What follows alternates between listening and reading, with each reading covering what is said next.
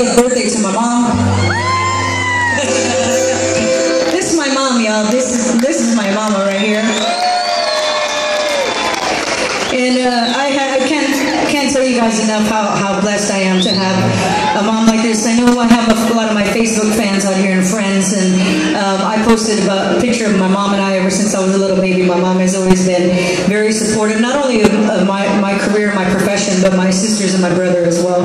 But I was the lucky one to have my mom be my road manager on the road. She's the one in charge of everything that goes on in my business and stuff. So that's the only reason why I can say I've been doing Tejano music for 30 years because of my mom. So I want to sing this one for my mom, and y'all can join in. And this is for everybody celebrating their birthdays with my mom tonight, okay?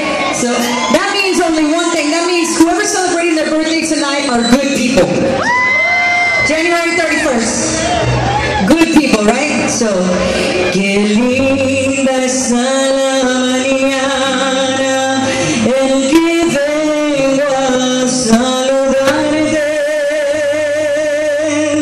Venimos todos con gusto y placer a felicitar.